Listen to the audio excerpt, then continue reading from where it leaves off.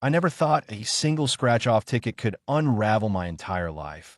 But that's exactly what happened when my husband hit a $10 million jackpot, turned into someone I didn't recognize, and tried to erase me from the picture. At 32, I built a steady, unremarkable existence, raised in a modest ranch-style home where my mom's meatloaf and my dad's old jazz records filled the air. I worked as a dental hygienist, a job I liked for its routine and the small connections I made with patients. My husband, Derek, came from a flashier world. His parents owned a chain of car dealerships, lived in a gated community, and threw charity galas that doubled as flexes of their wealth. When we met at a mutual friend's barbecue, I was drawn to his charm, his easy laugh, and the way he seemed unbothered by my simpler roots. We dated for 2 years, and despite his family's subtle side eyes, I thought love would smooth out the differences. Then came the prenup. Derek's parents insisted on it before we could even pick a wedding venue. His father, a broad-shouldered man with a handshake like a vice, called it standard procedure for families like theirs. His mother, with her perfectly manicured nails and a smile that never reached her eyes, chimed in that it was just to protect everyone. I was 28, head over heels, and didn't have the money or the spine to push back. My parents, salt-of-the-earth types who'd never dealt with lawyers, urged me to trust my gut, but I brushed it off. The prenup was straightforward. Derek's family money, inheritances, trust funds, business assets, stayed his. Anything we earned or acquired together, like a house or, oddly enough, lottery winnings, was marital property. I signed it in their sleek home office, the air heavy with the scent of leather and expensive cologne, Derek standing quietly by the window. I told myself it was a formality, that love trumped paperwork. We got married in a vineyard under a golden sunset, my parents beaming despite feeling out of place among the catered elegance. For a while, it seemed like I'd been right to trust my heart. We settled into a townhouse Derek's parents helped us buy. They covered the down payment, calling a wedding gift, but I chipped in for the mortgage from my paycheck, determined to contribute. Derek worked in sales for his dad's dealerships, pulling in a good salary, but always under his father's thumb. Our life was comfortable, though not without friction. His parents would drop by uninvited, rearranging our kitchen or gifting us art that clashed with my thrift store finds. Derek laughed it off as their quirky generosity, but I felt like a guest in my own home. We argued sometimes about money, about his parents' overreach, about my long hours at the dental office, but nothing major. Then, one rainy Tuesday, Derek called me at work, his voice electric. He bought a scratch-off ticket at a gas station on a whim and won $10 million. I was stunned, picturing vacations, a paid-off mortgage, maybe a donation to the animal shelter I volunteered at. But the air shifted almost immediately. Derek got secretive, insisting we tell no one, not even my parents. He started meeting with financial advisors and lawyers, people his father recommended, and when I asked to be involved, he'd say, "It's complicated, babe, let me handle it." I felt a knot in my stomach, but didn't push. A week later, I came home to find him packing my things into suitcases. He sat me down, his face blank, and said he wanted a divorce. The townhouse, he claimed, was his parents' down payment made it so. He told me to leave by the end of the week. I stood there, mouth dry, as he handed me a check for $20,000, calling it more than fair. My world collapsed. I called my mom, sobbing, and drove to my parents' house, my life stuffed into the back of my Honda. That's when I remembered the prenup, the one I'd signed without a fight. I dug it out of an old file box, my hands shaking, and read the fine print. Lottery winnings were marital property. Derek and his family had forgotten the trap they'd set for themselves. I didn't sleep that night, torn between heartbreak and a flicker of defiance. My dad, a retired electrician with a knack for staying calm, suggested I find a lawyer, someone outside Derek's family's orbit. My mom, usually soft-spoken, was furious, ranting about how Derek's parents had always looked down on us. I found a family law attorney, a no-nonsense woman named Karen who'd handled messy divorces for years. In her cluttered office, I spilled the story, the jackpot, the divorce, the eviction. When I showed her the prenup, her eyes lit up. "They screwed themselves," she said, pointing to the clause about windfalls. "Unless they've got a legal Houdini, you've got a claim to half that money." For the first time in days, I felt a spark of hope. Karen warned me it wouldn't be easy. Derek's family had deep pockets and deeper connections, but the prenup was ironclad. She filed a motion to freeze the lottery funds, citing the marital property clause, and advised me to document everything: voicemails, texts, even the check Derek tried to pass off as a settlement. Derek's parents didn't waste time. His father left me a voicemail, his voice low and menacing, telling me to be reasonable or I'd regret it. His mother showed up at my parents' house, offering $50,000 to move on quietly. She stood in our driveway, her designer coat out of place against the chipped paint of my childhood home, and called it a fresh start. I refused, my voice steady despite my racing heart. She scoffed, muttering about my greed, and drove off in her Lexus. Meanwhile, Derek stayed silent, letting his parents and their lawyers do the dirty work. Karen predicted they'd try to bury us in paperwork or smear my name, and she was right. Rumors started swirling. Friends I'd known for years heard I was a gold digger, that I'd tricked Derek into marriage for his family's money. It hurt, but I leaned on my parents and a few loyal friends who saw through the lies. My boss at the dental office, a kind older woman, ignored Derek's father's calls to fire me, telling him to take a hike. I clung to that support, bracing for the fight ahead. The first court date was a blur of nerves and adrenaline. Derek showed up with his parents and a team of lawyers, their polished briefcases gleaming under the courtroom lights. I sat with Karen, clutching a folder of evidence: bank statements showing my mortgage payments, texts from Derek about shared expenses, the prenup itself.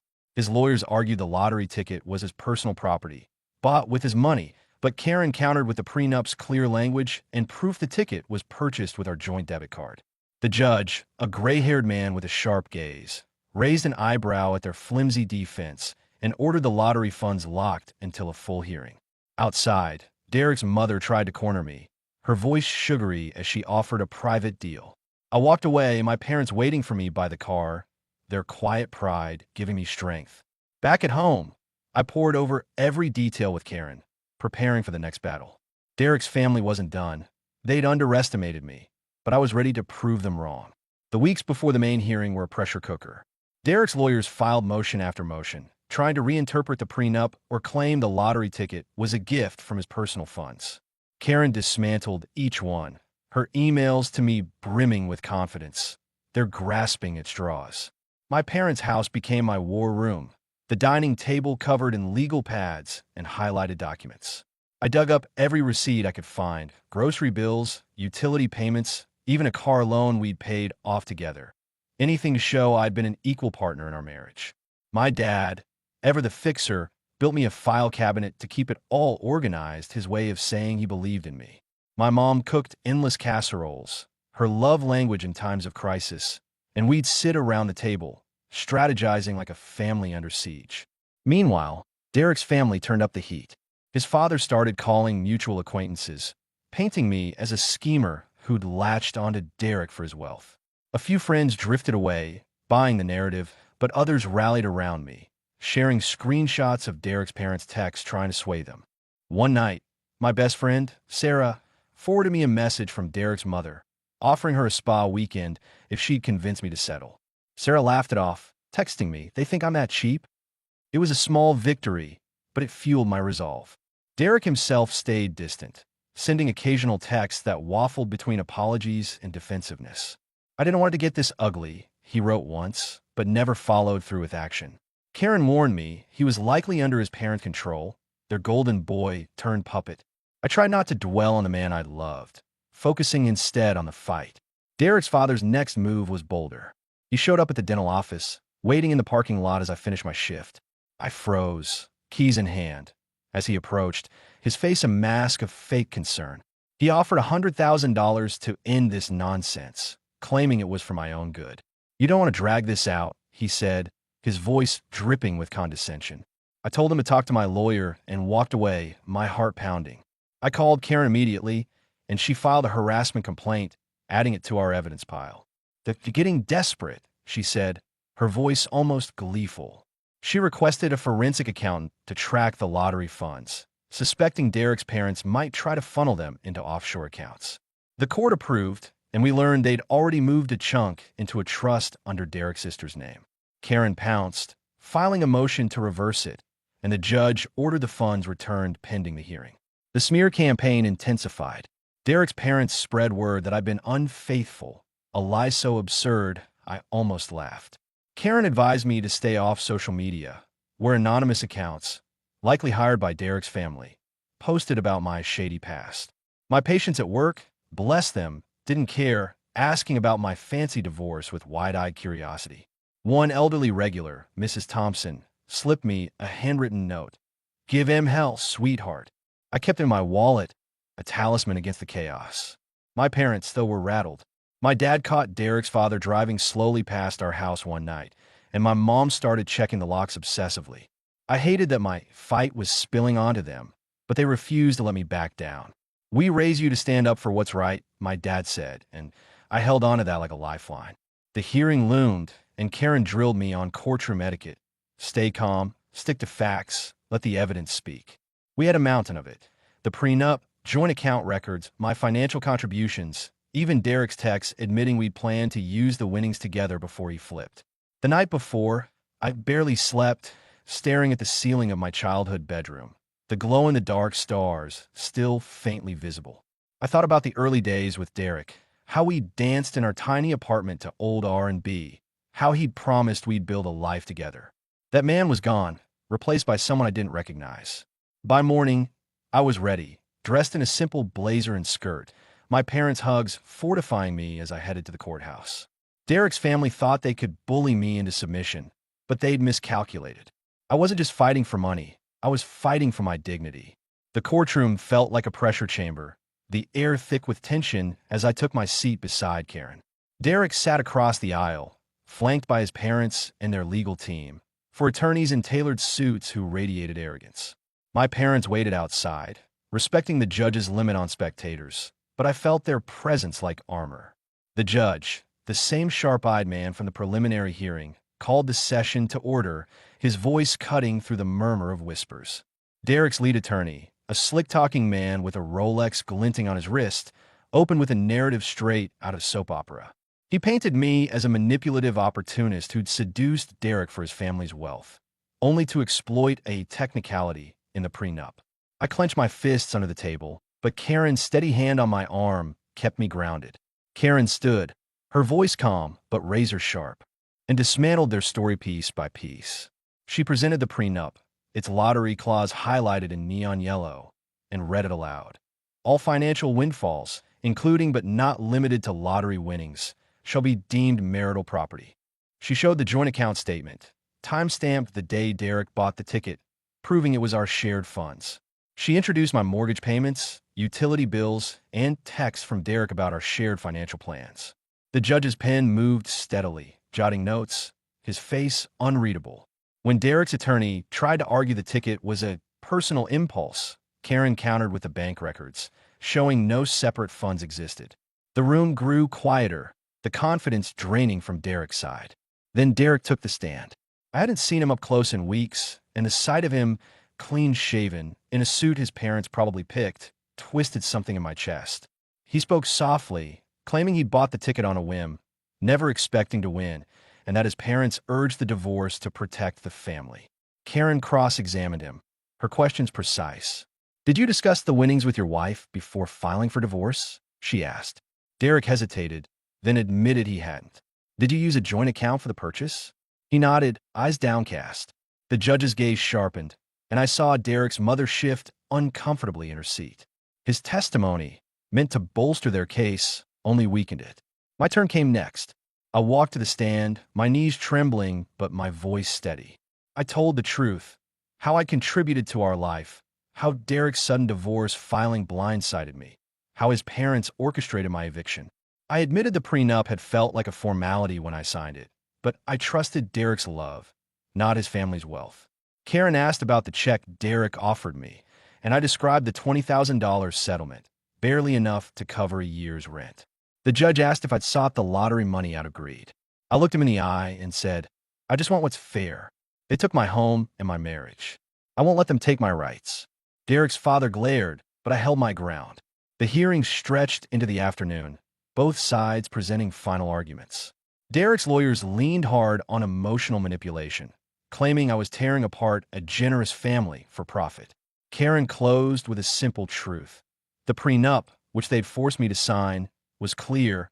In their attempt to dodge, it was a calculated betrayal. The judge adjourned for deliberation, promising a ruling within days. Outside, Derek's mother tried one last time, approaching me with a forced smile and a new offer, $200,000 to avoid further pain. I told her to save it for her lawyers and walked to my parents' car, their proud smiles washing away the day's stress. I knew the fight wasn't over, but I'd held my own, and that was enough for now. The wait for the judge's ruling felt endless. Each day, a mix of dread and determination. I went back to work, cleaning teeth and chatting with patients, but my mind was on the case. Karen kept me updated, her calls a lifeline in the uncertainty.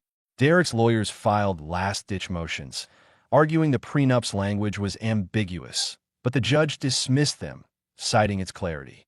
My parents' house buzzed with nervous energy.